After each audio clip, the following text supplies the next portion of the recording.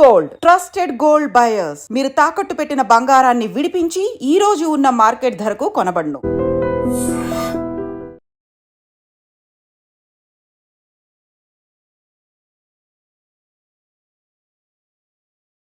నమస్తే, welcome to I dream media. మళ్ళీ corona విజృంభించబోతుందా? దేశం మొత్తం మళ్ళీ లాక్డౌన్ తప్పదంటారా? ప్రజల మధ్య మనుషులకి మధ్య ఉన్న ఆ దూరాన్ని మళ్ళీ ఖచ్చితంగా పాటించాల్సిందేనా? అసలు కరోనా మళ్ళీ ఎందుకు విజృంభిస్తుంది? అసలు కరోనాకి అసలు అంతం ఉంటుందా ఉండదా? అలాంటి విషయాలన్నీ మనతో మాట్లాడడానికి డాక్టర్ శ్రీనివాస్ శైలజ్ గారు ఉన్నారు. ఆయనతో అడిగి మరిన్ని డౌట్స్ మనం క్లారిటీ తెచ్చుకుందాం. సార్, అసలు ఈ కరోనా మనుషులను చాలా వేధించింది సార్. ఎందుకంటే ఎవరు ఎలా చనిపోతున్నారో ఏంటో అర్థం కాకుండా సొంత వాళ్ళని కోల్పోయి చాలా నరకం అనిపించారు సార్. ప్రజలు లాక్డౌన్లోని చాలా బాధలు పడ్డారు, తిండి లేక చాలా అవస్థలు పడ్డారు. ఇప్పుడు అంతా సెటరేట్ అవుతుంది అనుకున్న క్రమంలో మళ్ళీ దేశంలో కరోనా విజృంభణ అని చెప్పి మళ్ళీ మన వార్తలు వింటూ ఉన్నాం సార్. అసలు కరోనాకి అంతం ఉంటుందంటారా సార్? అసలు ఏంటి సార్ ఇది? ఐ డ్రీమ్ ప్రేక్షకులకు నమస్కారం. నా పేరు డాక్టర్ శ్రీనివాస్.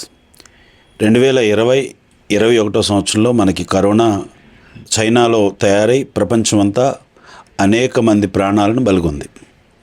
అయితే కరోనా ఎవ్రీ ఇయర్ వస్తుంది. కారణం ఏంటంటే మ్యూటేట్ అవుతూ ఉంటుంది. ఇది మన జీవితం ఉన్నంతకాలం కరోనా వస్తూ ఉంటుంది, పోతూ ఉంటుంది. ఇప్పుడు పర్టికులర్గా ఒక 10 రోజులుగా హాంకాంగ్, థాయిలాండ్ ఇలాంటి దేశాల్లో ఈ కరోనా మరలా వస్తుందని వార్తలు వింటూ ఉన్నాం. చాలా కేసులు వేల సంఖ్యలో నమోదవుతున్నాయనే విషయాన్ని మనం న్యూస్ ద్వారా వింటూ ఉన్నాం. గత 3 రోజులుగా ఇండియాలో కూడా కేరళ అలాంటి రాష్ట్రాల్లో కేసులు నమోదవుతూ ఉన్నాయి. ఇందు మూలంగా ప్రేక్షకులందరికీ, ప్రజలందరికీ తెలియజేయబోతున్నది ఒకటే: ఈ కరోనా ఎప్పటికీ పోదు, ఇది మనల్ని ఏమీ చేయదు. ధైర్యంగా ఉండడం ఒకటే మన యొక్క ముఖ్యమైనటువంటి అంశం. రెండో అంశం ఏమిటంటే ప్రతి ఒక్కరూ కూడా ఒకవేళ ఈ హాంకాంగ్ కానీ, థాయిలాండ్ కానీ, తైవాన్ కానీ, మలేషియా నుంచి వచ్చేవారు ఎవరైతే ఉన్నారో, ఇన్ఫెక్టెడ్ కేసెస్ ఎక్కడైతే ఎక్కువగా ఉన్నాయో, ఎక్కడైతే కేసులు ఎక్కువగా నమోదవుతూ ఉన్నాయో ఆ ప్రాంతం నుంచి ఎవరైనా వస్తే, లేకపోతే ఆ ప్రాంతానికి ఎవరైనా వెళ్ళాల్సి వస్తున్న వారు, ఇక్కడి నుంచి వెళ్ళాల్సిన వారు కొద్దిగా ప్రయాణాలు వాయిదా వేసుకుంటే మంచిది. ఆ ప్రాంతం నుంచి వచ్చేవారు పర్టికులర్గా ఐసోలేట్ అయ్యి కొద్ది రోజులు, ఒక 14 రోజులు ఒక రూమ్లో ఉండి వారు తగు జాగ్రత్తలు తీసుకుంటే మన దేశాన్ని మనం కరోనా నుంచి తప్పించుకోవచ్చు. అలాగని చెప్పి ఈ కరోనా ప్రమాదకరమైనది కాదని మొట్టమొదటి మాటగా చెప్తా ఉన్నాను. మనుషుల మధ్య దూరాన్ని, సోషల్ డిస్టెన్స్ పాటించారు. మళ్ళీ అలా పాటించాల్సిన అవసరం ఏమైనా ఉంటుందా సార్? అంటే కరోనా ప్రాణాంతకం కాదని మీరు అంటున్నారు. బయట చూస్తే ఒక చిన్న జ్వరం వచ్చినా, లేదంటే దగ్గు వచ్చినా కరోనా అని చెప్పి ప్రజలు చనిపోతారేమో ఒక అపోహలు కూడా ఉన్నాయి సార్. అసలు వీటిలన్నిటికి ఎలాంటి ఫుడ్ తీసుకుంటే బాగుంటుంది అంటారు? ఎలా ఉండాలి సార్ ఆరోగ్య సూత్రాలు ఏమిటి? రైట్. కరోనా కూడా ఒక ఫ్లూ లాంటిదే. మనిషి నుంచి మనిషికి మాట్లాడుతున్నప్పుడు నోట్లోంచి వచ్చే డ్రాప్లెట్స్ ద్వారా ఇది మనిషి నుంచి మనిషికి సోకుతుంది. అది కరోనా ఒకటే కాదు, సాధారణమైనటువంటి జలుబు కూడా డ్రాప్లెట్స్ ద్వారా సోకుతుంది. వైరల్ ఫీవర్ ఉన్నటువంటి వ్యక్తి, జలుబు దగ్గు ఉన్నటువంటి వ్యక్తి పక్కన ఎవరైనా సోషల్ డిస్టెన్స్ పాటించకపోతే అది కూడా తొందరగానే మనిషి నుంచి మనిషికి పాకుతుంది. కాబట్టి కరోనా అని అనుమానించడం కంటే ముందు ఒక జలుబున్నా, దగ్గున్నా, దీర్ఘకాలంగా ఊపిరితిత్తుల సమస్యలు ఉన్నవారు దగ్గు జలుబుతో బాధపడుతున్నట్లయితే వారి నుంచి దూరంగా ఉండడం మంచిది. సాధారణమైన జ్వరం అయినప్పటికీ కూడా దూరంగా ఉండాల్సి ఉంటుంది. అలాగే తగు జాగ్రత్తలు, ఆహారపు అలవాట్లు ఏంటంటే మాస్క్ని కంపల్సరీగా వేసుకుందాం. ఒక 10 రూపాయల మాస్క్ కొని వేసుకోవడం వల్ల తప్పేమీ కాదు. మీ చేతులను శుభ్రంగా ఉంచుకోవడం, ఎవరైతే బయట పని చేస్తున్నారో, ఎవరైతే ప్రజల్లోకి వెళ్ళి వ్యాపారాలు చేస్తున్నారో వారి ఇంటికి వెళ్ళేటప్పుడు వారి కుటుంబాన్ని జాగ్రత్తగా ఉంచుకోవడానికి, కరోనా వచ్చిందా రాలేదా అని చెప్పే కంటే అనేక మంది మనుషులు కలిసి వెళ్తాం కాబట్టి వాళ్ళ దగ్గర ఉన్నటువంటి ఇన్ఫెక్షన్స్ ఏవి సోకకుండా, ఫ్లూ లాంటిది ఏది సోకకుండా, జలుబు లాంటివి లేకపోతే బ్యాక్టీరియాకు సంబంధించినటువంటి వైరల్ డిసీజ్ సోకకుండా ఉండాలంటే మనం వెళ్ళగానే చేతుల్ని, కాళ్ళని శుభ్రం చేసుకొని మన బట్టలు తీసి ఒక సేఫ్టీ బిన్లో వేసిన తర్వాత మన కుటుంబానికి దగ్గరగా వెళ్తే మంచిది. దీనికంటూ ప్రత్యేకమైనటువంటి ఆహారపు అలవాట్లు ఏవి లేవు. ఒకటే విషయం చెప్తున్నాను, ఏ వ్యాధి అయినా సోకకుండా ఉండాలంటే క్వాలిటీ స్లీప్ 8 అవర్స్ ఉండాలి. ఇది ఇంపార్టెంట్. క్వాలిటీ స్లీప్తో పాటు ఆరోగ్యకరమైనటువంటి ప్రోటీన్ డైట్ తీసుకోవడం మంచిది.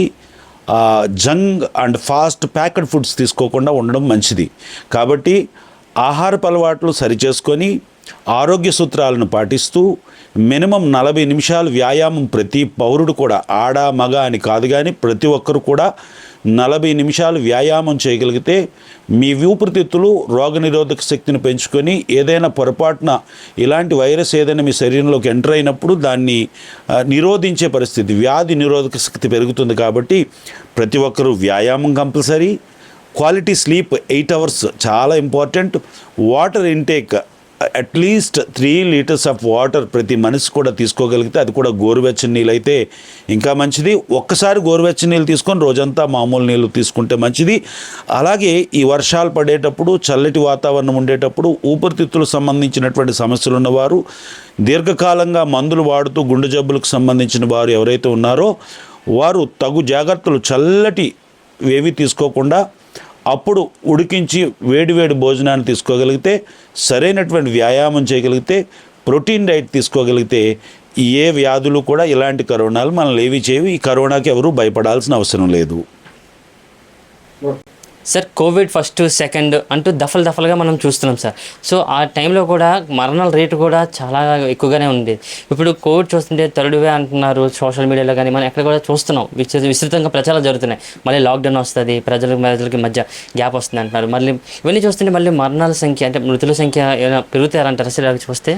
నోవెల్ కరోనా వైరస్ 2021 సంవత్సరాల్లో 2020-2021 సంవత్సరాల్లో విపరీతమైనటువంటి మరణాలు వచ్చాయి. దానికి ప్రధానమైనటువంటి కారణం ప్రజల్లో అవేర్నెస్ లేకపోవడం, అంతేకాకుండా ఆ కాలంలో మందులు అందుబాటులో లేకపోవడం, కరోనాని విస్తృతంగా ప్రచారం చేయడం వల్ల చాలామంది భయపడిపోవడం వల్ల ఎక్కువ మంది చనిపోయారు తప్ప కరోనా వల్ల ఎక్కువ మంది చనిపోలే. భయం విపరీతంగా మనుషుల్ని దాడి చేసి భయం వల్లే చాలామంది చనిపోయారు. అలాంటి మరణాలు మరలా వస్తాయని నేను అనుకోవట్లేదు. కారణం ఏంటంటే ప్రజల్లో రెసిస్టెన్స్ పెరిగింది, అలాగే ఇమ్యూనిటీ పెరిగింది. అలాగే ఎవరైతే గవర్నమెంట్ వారు మనకి ఇచ్చినటువంటి వ్యాక్సిన్ వల్ల ఎంతో కొంత పనితనం శరీరంలో పనిచేస్తుంది. కాబట్టి అలాంటి మరణాలు వస్తాయని, లాక్డౌన్స్ వస్తాయని నేను అనుకోవట్లేదు. వరల్డ్ హెల్త్ ఆర్గనైజేషన్ కూడా దాన్ని ఒప్పుకోవటం లేదు. ఇండియన్ మెడికల్ అసోసియేషన్ కూడా దీన్ని కన్ఫర్మ్ చేస్తుంది.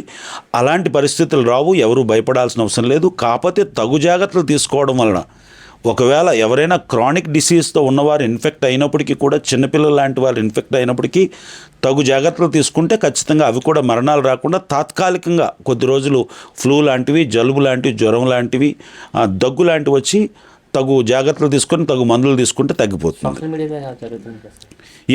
సోషల్ మీడియా ఎప్పుడు కూడా ఒకటే మాట చెప్తా ఉన్నాను. సోషల్ మీడియాలో ఎవరైతే సోషల్ ఇన్ఫ్లుయెన్సర్స్ ఉన్నారో, ఛానల్స్ ఉన్నాయో వారందరికీ మనం చేసేది ఒకటే, మన టీఆర్పీ గురించి, మన వ్యూవర్షిప్ గురించి దయచేసి భారతదేశాన్ని ఎవరు కూడా తప్పుతో పట్టించొద్దు.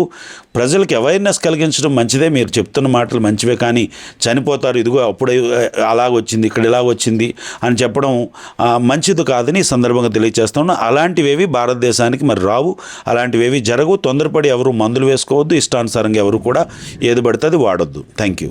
Okay sir, thank you sir. నిజంగా ప్రస్తుతం ఉన్నటువంటి సమాజం దేనికి ప్రయారిటీ ఇస్తుంది? ఆర్థిక సంబంధాల చుట్టూ మాత్రమే తిరుగుతోంది. మళ్ళీ ఎన్నికలంగానే చాలా విరక్తి కలుగుతాను.